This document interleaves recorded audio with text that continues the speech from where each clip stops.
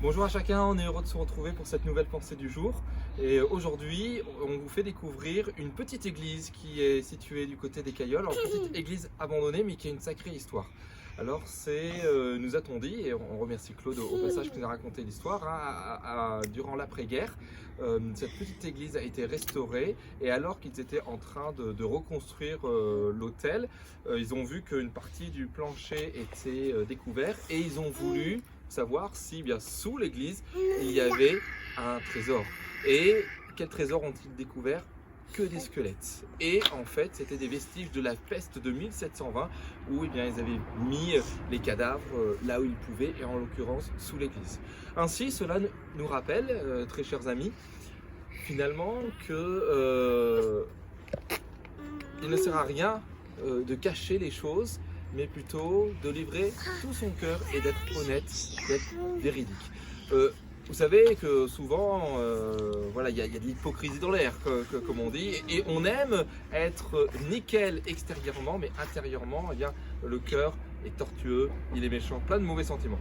C'est ce que dit l'Écriture en Matthieu 15, notamment au verset 19. Jésus dira « Car c'est du cœur que viennent les mauvaises pensées, meurtres, adultères, prostitution, vol, faux témoignages, blasphème.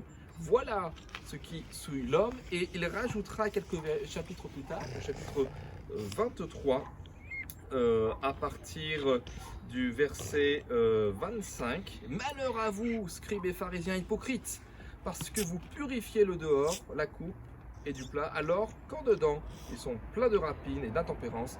Pharisiens aveugles, purifie premièrement l'intérieur de la coupe et du plat, afin que l'extérieur aussi devienne pur. » Ça ne sert à rien d'être nickel extérieurement, de le faire paraître, si à l'intérieur nous sommes rongés par le péché, si nous sommes morts, s'il y a finalement plein de squelettes. Et c'est ce que Jésus-Christ est venu faire et accomplir, nous sauver, restaurer, enlever cette mort et nous amener à une vie nouvelle.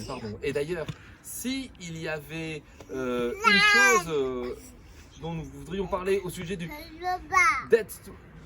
d'être caché, du mot caché, on pourrait prendre l'Épître aux Colossiens, chapitre 3 et verset 3. « Si donc vous êtes ressuscités avec le Christ, cherchez les choses d'en haut, où le Christ est assis à la droite de Dieu. Pensez à ce qui est en haut et non à ce qui est sur la terre, car vous êtes morts et votre vie est cachée avec le Christ en Dieu.